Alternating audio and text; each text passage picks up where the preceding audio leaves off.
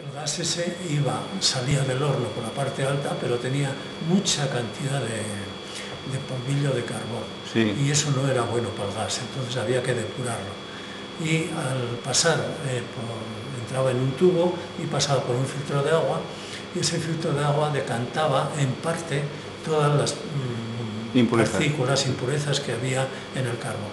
Bueno, esas aguas iban siempre al río, y ese río, pues al final, por algo se le llamaba el cauce negro. Era donde venían a parar todas esas aguas sucias, venían a parar al cauce negro. Y ahí había una zona de unos 400 metros aproximadamente, donde se decantaba todavía más esas partículas, porque me imagino que en aquel entonces no había mucha vigilancia de ríos, pero en principio había interés para que eso no vaya al río general. Sí. ¿Y con el gas qué se hacía? Con el gas, ese gas se bajaba a la fábrica, o sea, de la altura que está estos hornos, que es donde venía a parar los minerales y todo esto, aquí es donde se cargaban los hornos altos. Uno estaba parado y el otro trabajo, constantemente durante año y medio.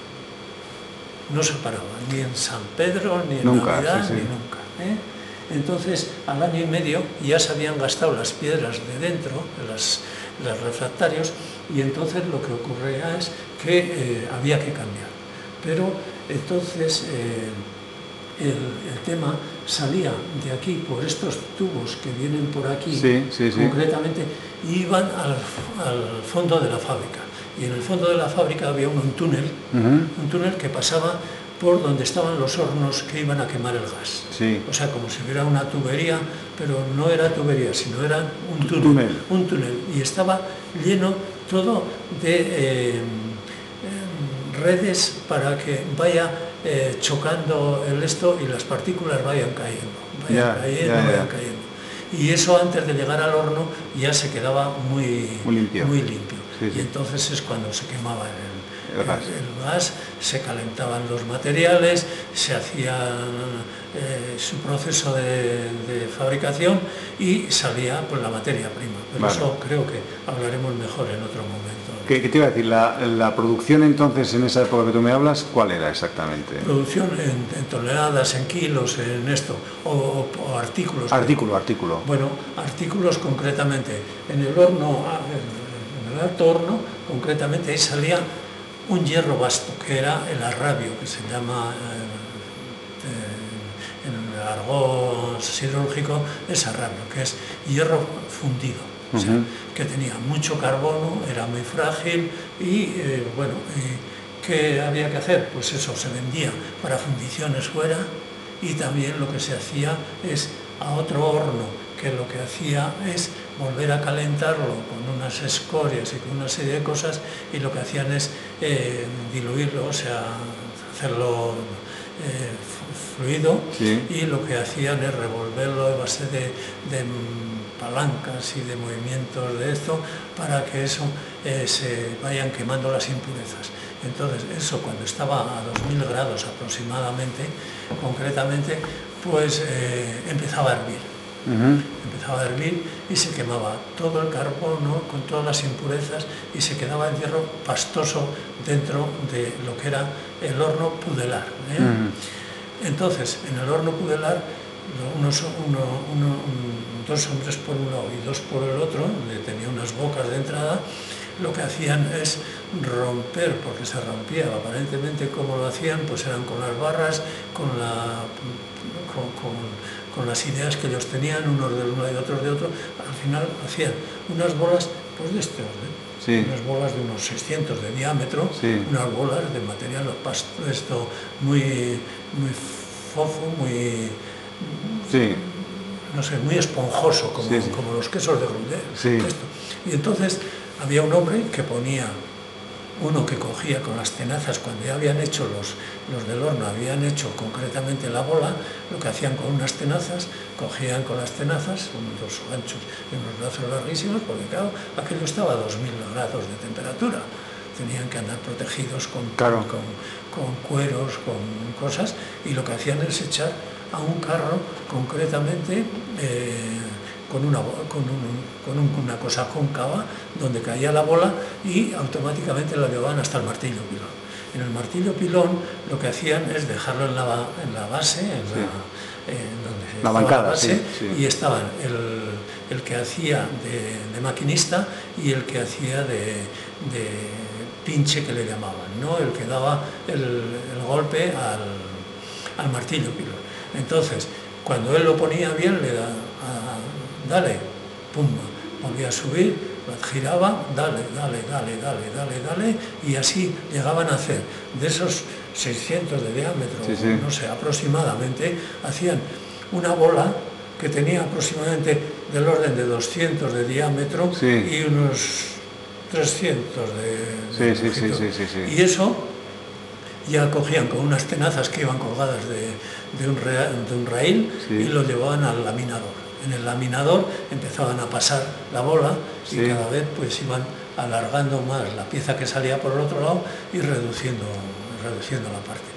Volvía al otro lado, volvía a pasar hasta que hacían unas palanquillas, creo que eran de unos 60 por 60 y de 2,5 metros de longitud. Y eso lo dejaban allí como ya hierro dulce, que se llamaba el hierro dulce, que no se templaba. Eso era un hierro, era muy maleable, pues no se oxidaba ya, o sea, era un hierro como en la plaza está... Sí, las barandillas de la plaza. Es de hierro pulido. Están de hierro colado y de hierro forjado y no se oxida. No se oxida, exactamente, Bueno, pues ese es un poco... Igual esa barandilla también es, no lo sé. La barandilla, pues... No, eso es fundición. Eso es fundición. Vale, eso no es hierro. Vale. Entonces, digamos que el corazón de la fábrica entonces era el altorno. El altorno era la base principal. Posteriormente era el pudelar que hemos hablado. Y a continuación estaba también otra base importante que era el laminador comercial. O sea, porque todos estos hierros al final convenía transformarlos, cuanto más lo transformabas, más valor añadido y al final podías concretamente pues vender a más clientes, ¿no? Y entonces por ahí es por donde hubo necesidad de hacer que el laminador estaba concretamente en el monte del Tambor y de ahí bajaba a la laminación pero anteriormente eso llegó a la central, a la turbina, donde yo nací, esas aguas llevaban a la turbina y desde la turbina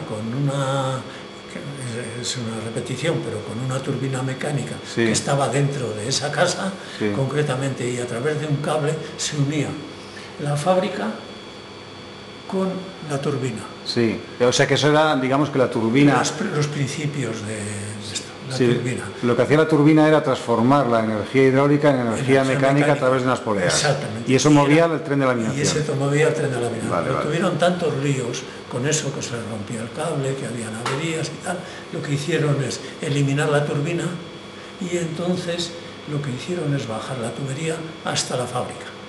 Y ya en la fábrica pusieron concretamente la turbina que movía directamente los trenes de la Se quitaron toda la transmisión. Exactamente.